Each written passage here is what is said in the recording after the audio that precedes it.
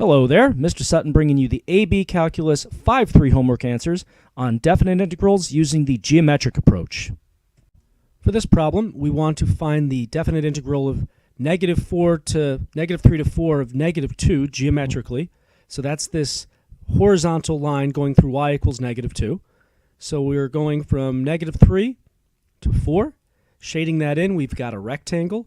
So I'm just going to do base times height, which is going to be, and this is a negative area because it's under the x-axis. So we're going to have negative, let's see, this is 7 times 2, so -14.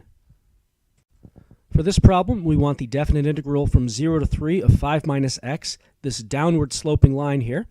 So showing the vertical lines on here, we've got the y-axis, and 3 is our limits of integration. So shading between that, we see that we have a trapezoid that we need to find the area of. Trapezoidal area, that's going to be 1/2 times the height of 3, because this trapezoid's kind of on its side here. And then we have base 1 plus base 2, so that's going to be 5 plus 2 in a parentheses. So this is going to be 1/2 of 3 times 7, half of 21, which is 10.5. For number 3, we're trying to find the integral of this function, which is given on the graph here, from 0 to 3. So we're going from the y-axis to 3 here. Now this shape, we don't really have a canned formula for this shape, but we can use the idea of negative area. So we have a rectangle here with a half of a semicircle, a quarter circle as it were, inside of it that we don't want. So if we take the rectangle and subtract this quarter circle, we get this shaded area. So the area of the rectangle then, we have a base of 3 times a height of 4. And then for the quarter circle, that's going to be 1/4 pi times r squared. R in this case is 3.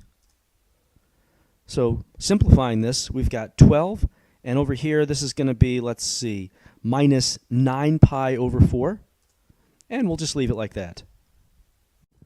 On this problem, we want the definite integral from -1 to 1 of this absolute value function that they've graphed out for us. Since we're going from -1 to 1, we've got this triangular shape here. So triangle area, we have 1/2 times the base of 2 times a height of 1, which comes out to 1 times 1, or just 1. On this problem, we want the integral from -3 to 0 of this line, y equals 2x. So we're going from -3 to 0. That's a big triangle. Since this triangle is under the x-axis, this is going to be negative area. So we're going to have -1/2 times the base of 3 and a height of 6. So let's see, I've got half of 6 is 3, so this is -3 times 3, or -9. On this problem, we want to find the definite integral from -4 to 0 of this semicircle that they've graphed out for us. So from -4 to 0 is this quarter circle. So we're going to do 1/4 pi r squared, which in this case, since we have a radius of 4, we've got 1/4 pi times 4 squared. This is 1/4 of 16 pi, which is 4 pi. On this problem, we want the definite integral from 1/2 to 3/2 of this downward sloping line. Now this looks kind of annoying with these halves here, but if you look at the scale of the graph, the grid lines are actually going by halves, so this works out pretty well. Here's 1/2. Here's 3/2, so it's a trapezoid that we need the area of. So we're going to do 1/2 times the height times base 1 plus base 2. Now, the height is going to be these two grid lines here. That's actually a distance of 1, because these grid lines are going by 1/2. And then we have bases of 1, and this is a total of 3. So we've got essentially 1/2 of 4, which is 2. For number 8, we're trying to take the definite integral of this absolute value function here. The quickest way to do this is to use a little geometry. So let's graph out this absolute value function. This is just a regular absolute value function shifted to the right 3, because we have this x minus 3, and the inside stuff is opposite of what it looks like. So we're going right 3, and we just have slopes of 1 in both directions. Now we wanted to evaluate this between 1 and 4. So we're going from 1 over here to 4 over here. And then to do this, we have two triangle areas that we have to add together. So we have 1/2 times the base of 2 times a height of 2 plus 1/2 times 1 times 1. So that's half of 4, which is 2, and half of 1, which is half. So that's just going to be a grand total of 2.5 or 5 halves, either way. And then that's going to give us answer choice C. For number 9, we're trying to find the definite integral of this function from 0 to 7.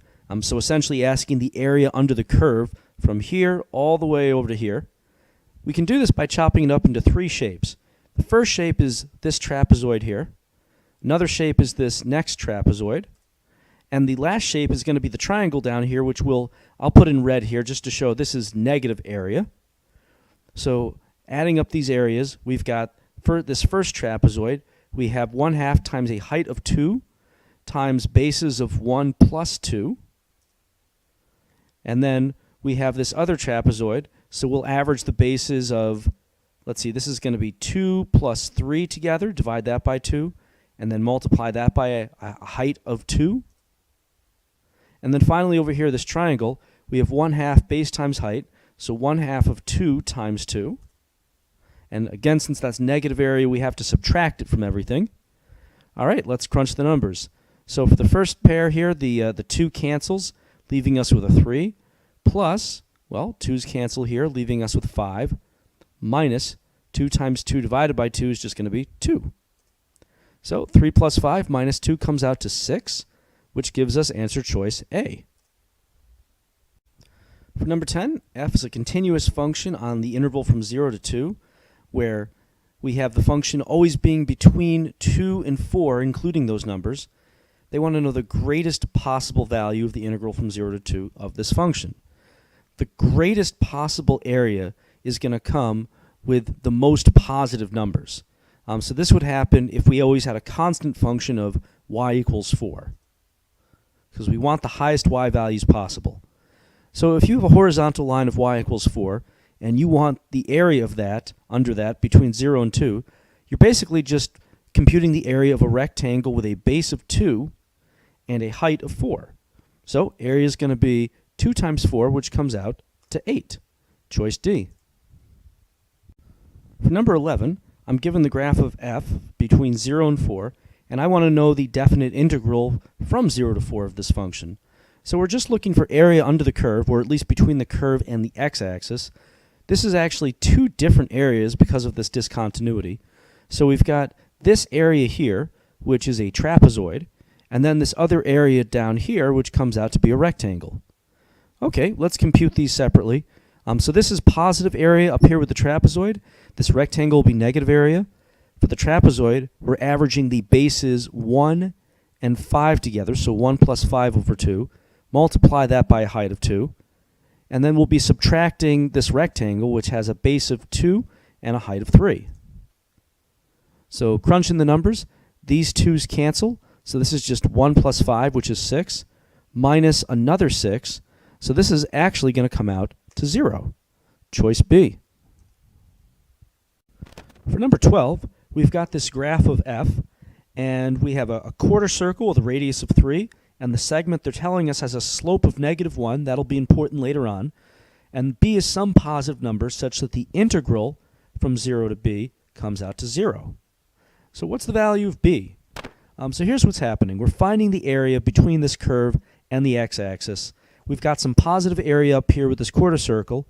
We've got some negative area down here with this triangle. And when all those areas get added up, they cancel out. This means, first off, b has to be bigger than 3 because it's only positive area up until the point where you get to 3. So we have to have some of this negative triangle going on. It also means that this triangle, whatever it is, its area has to equal the area of this quarter circle. Okay, so how do we get a triangle that does that? Well, let's get the equation for the area of a quarter circle and a triangle's area equation and set those equal to each other. So our quarter circle is going to have an area of 1/4 pi r squared in general. And then a triangle, that's just 1/2 base times height. We can fill in a few values here. The radius of the quarter circle we know is 3. They spelled it out for us here. And the triangle, how about the base and the height? So let's say you had a triangle with a base of 3. in terms of this b value, you would actually be doing b minus 3 to get that. The triangle doesn't start until you get to the x value 3. So your base is always whatever this b value up here is, subtracting that 3. Okay, so this is just going to be b minus 3 for the actual base of the triangle. How about the height? Well, because we have a slope of -1, that means that the height of the triangle is increasing at the same rate as the base. So the height and the base of the triangle will actually be the exact same value. So we can write 1/2 b minus 3 and b minus 3. And again, we've got the radius of 3 plugged in.